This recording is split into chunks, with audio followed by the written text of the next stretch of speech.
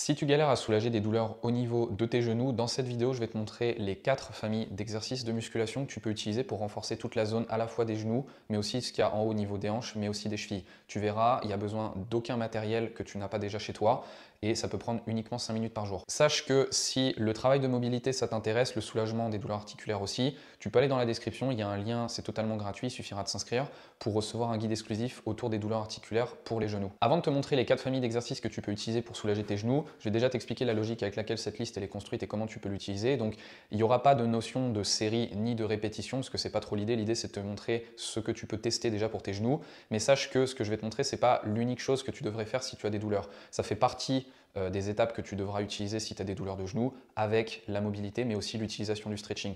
La musculation, on pourrait dire que ça va intervenir en dernière étape, mais tu peux quand même tester aujourd'hui, même si tu n'as pas fait de mobilité ni d'étirement. Pourquoi en dernière étape? Simplement parce que c'est pas ce que je vais te montrer qui va développer directement la capacité de mouvement de ton genou. Malgré tout, essaye et si ça te fait du bien, répète-le le plus souvent que possible. Laisse bien quand même la récupération et ce sera très bien comme ça. Donc les familles d'exercices, je les ai divisées en deux catégories. Donc soit la catégorie de ce qui va raccourcir les tissus conjonctifs que tu peux avoir donc devant au niveau quadriceps ou derrière au niveau ischio-jambier. Et aussi la deuxième catégorie, ce sera ce qui va être en position allongée, donc à la fois pour le quadriceps et les ischio-jambiers. Première famille d'exercices, on va commencer par la famille des step-up que tu peux utiliser d'un milliard de façons différentes. Simplement un step-up, c'est quoi? C'est avancer plus ou moins le genou. Il y aura une jambe par terre, une jambe plus ou moins levée. Tu peux même le faire directement par terre si jamais tu as très mal. Lever une jambe, laisser ton genou plus ou moins avancé et repousser uniquement avec la jambe qui est encore positionnée par terre ou sur un support. Si tu as très mal au genou, tu pourrais très bien commencer par terre et ensuite te surélever avec un bloc de yoga et pourquoi pas même avec un banc, une box de pliométrie, peu importe. L'idée, c'est simplement, je vais laisser mon genou se fléchir, mais là, tu vois, comme je dis, il n'est pas en position totalement allongée, il est un peu raccourci.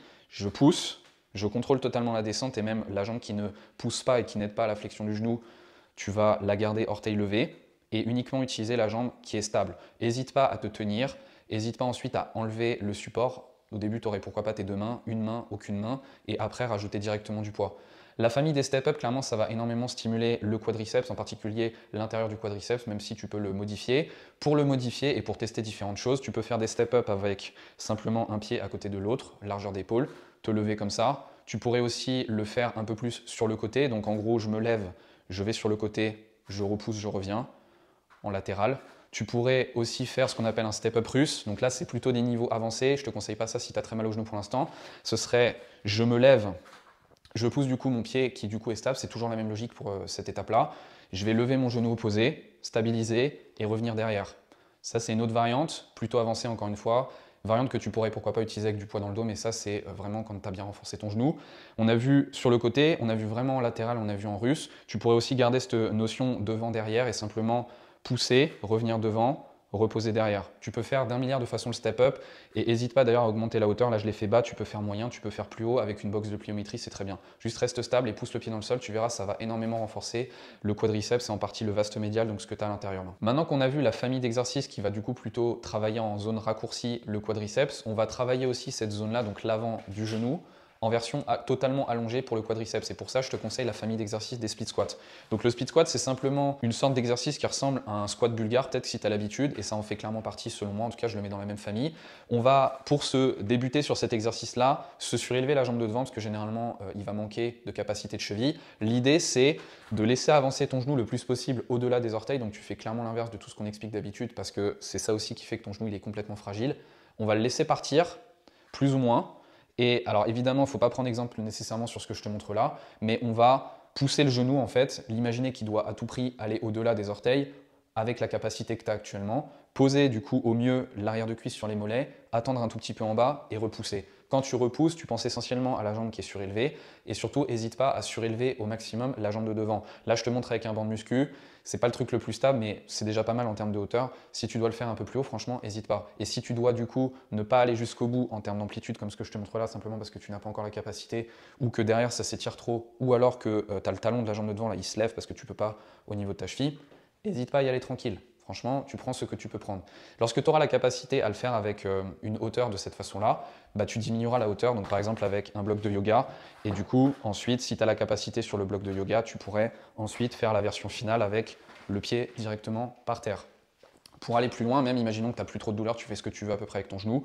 Le bloc de yoga, du coup, tu pourrais surélever la jambe de derrière, avec le bloc et ensuite pourquoi pas tester donc le split squat bulgare comme je te l'ai dit au début et c'est pour ça que je le mets dans la même catégorie.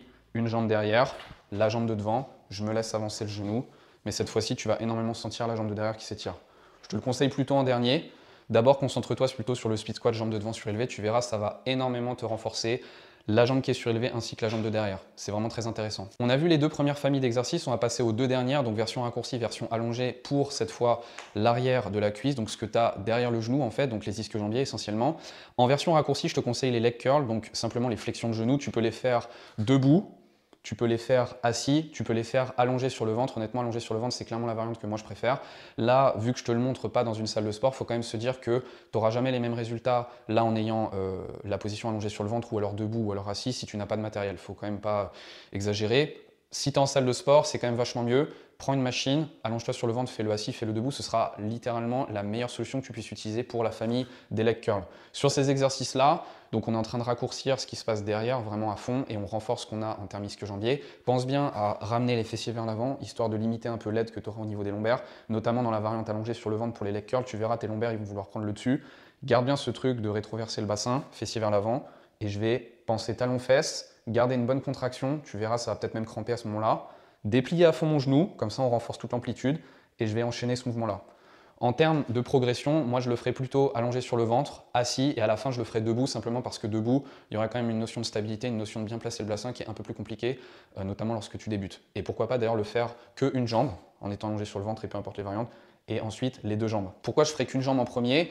Simplement parce qu'on veut vraiment renforcer complètement ton genou. Si tu as des douleurs, c'est quand même vachement mieux de le faire en unilatéral qu'en bilatéral, sauf si tu as vraiment un énorme manque de temps. Parce que tu verras, les deux côtés n'ont pas la même force. Donc c'est intéressant de voir déjà à quel point les deux côtés n'ont pas la même force. Et aussi, si tu as une douleur que d'un côté plutôt que d'un autre, c'est mieux de le faire de cette façon-là. On arrive à la dernière famille d'exercices, donc cette fois pour bien allonger ce qui se passe à l'arrière des genoux. Et pour ça, je vais te conseiller la famille des soulevés de terre, en particulier les soulevés de terre roumains. Donc en fait, c'est une sorte de soulevé de terre. Tu n'as pas forcément besoin d'avoir beaucoup de matériel, où tu vas commencer de cette position debout, creuser le bas du dos, comme ça va beaucoup plus stimuler tes ischio-jambiers. Donc on place le bassin vers l'avant en faisant ça. Je creuse mon bas du dos. J'ai le genou qui est un peu fléchi. Je vais descendre. Limite, ce que tu veux faire, c'est garder le fait de coller tes bras. Comme ça va t'apprendre le mouvement beaucoup plus simplement. Je colle mes bras au niveau de la cuisse. Je descends en avançant le menton. Je vais complètement étirer ce que j'ai derrière la cuisse et remonter.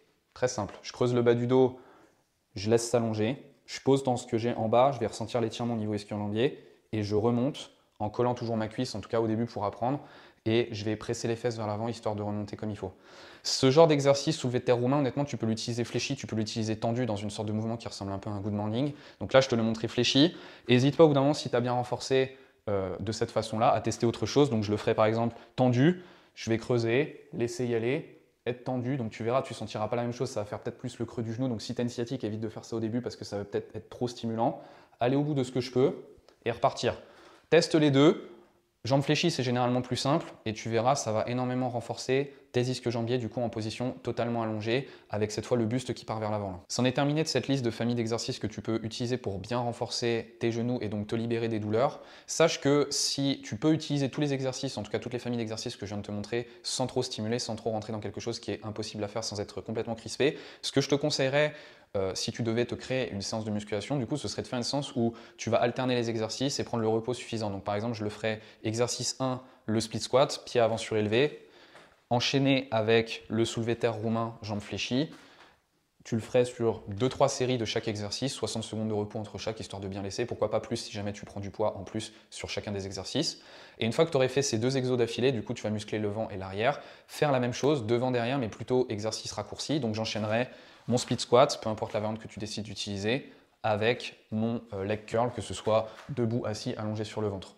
Fais ça, tu verras de très bons résultats au niveau du renforcement de tes genoux et n'hésite pas d'ailleurs à rajouter le travail de mobilité et de stretching dont je t'ai parlé en début de vidéo. Simplement, il faudra que tu ailles voir sur notre chaîne pour les autres ressources sur ce sujet-là. Pour aller plus loin, surtout, n'hésite pas à aller en description de la vidéo. Il y a ton guide gratuit exclusif sur le sujet pour soulager tes douleurs articulaires et musculaires autour des genoux. Et si tu as aimé la vidéo, déjà pense à liker, t'abonner à la chaîne et poser toutes tes questions en commentaire, on y répondra avec Axel. Je te dis à la prochaine pour une autre vidéo.